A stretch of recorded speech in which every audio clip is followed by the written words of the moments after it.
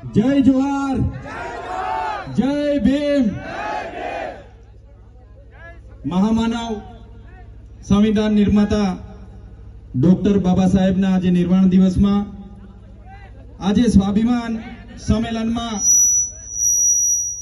મંચસ્થ ઉપસ્થિત તમામ આદરણીય નેતાગણ, પોલીસ પ્રશાસનની તાનાશાહી સામે પણ આજુબાજુ વિસ્તારોમાંથી મોટી સંખ્યામાં અહીં ઉપસ્થિત થયેલા તમામ ક્રાંતિકારીઓને સલામ કરું છું, સેવા જોહાર કરું છું. અહીંયા આવીને ખબર પડી કે પોલીસ પ્રશાસન અહીંથી સાઉન્ડ પણ ચોરી ગયું છે. ત્યારે પ્રશાસનને પણ કહેવા માંગીએ છીએ, તમે માયક અને સાઉન્ડ ચોરી જશો તો પણ અમારા આદિવાસી, દલિત, ઓબીસી માઇનોરિટીનો અવાજ તમે દબાવી નથી શકવાના. આ અવાજ સંવિધાનનો છે, આ અવાજ બાબા સાહેબનો છે, એને ક્યારે તમે દબાવી નથી શકવાના.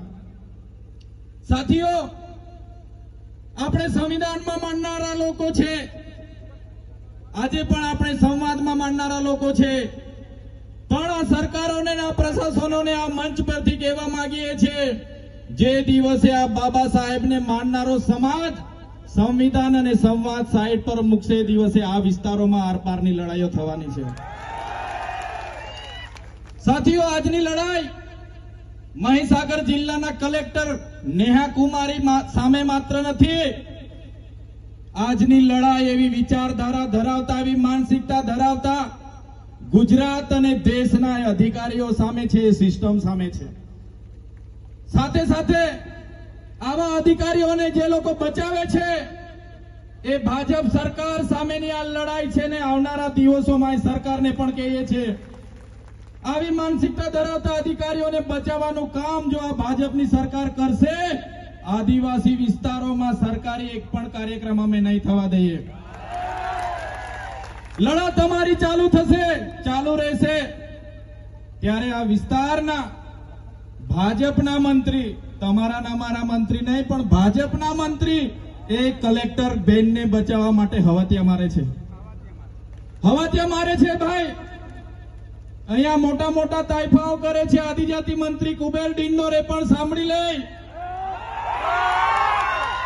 અમારા બાળકોને શિષ્યવૃત્તિ આપવા માટે બજેટ નથી એ ભાઈ પર, અને આવા તાઇફાઓ કરવામાં કરોડો રૂપિયાનો ધુમાડો કરે છે. આદિજાતિ બજેટ એને પણ ઓળખી લેવું પડશે. કબીરભાઈ ડિંડોરને કહીએ છે, નેહા કુમારીને તો અમે છોડવાના નથી. તમારામાં પાણી હોય, આ વિસ્તારોમાં શિક્ષકો નથી, એ શિક્ષકો મૂકો.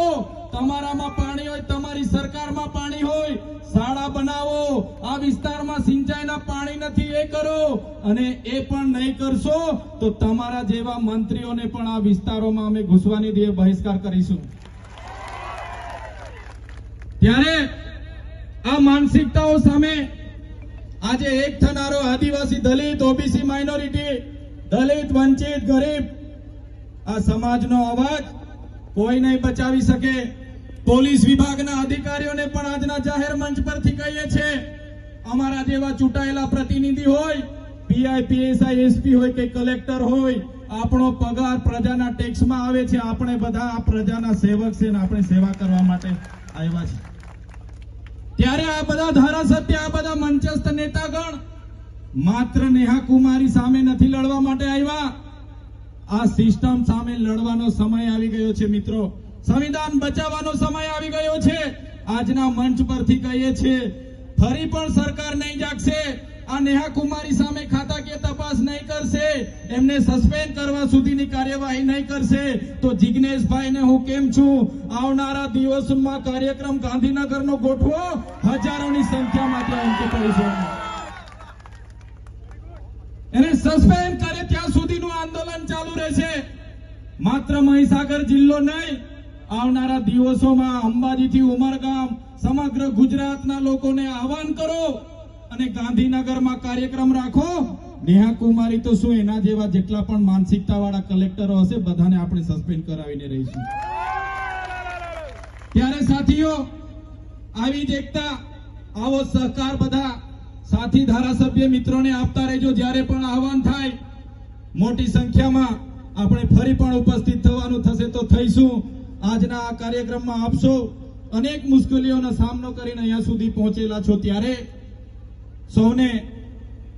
સૌનો આભાર માનીએ છીએ. સાથે આવો જ સહકાર તમારો મળતો રહે અપેક્ષા પણ રાખીએ છીએ. સમયના અભાવે અહીં વાણીને વિરામ આપીએ છીએ. જય જોહાર, જય ભીમ, જય આદિવાસી.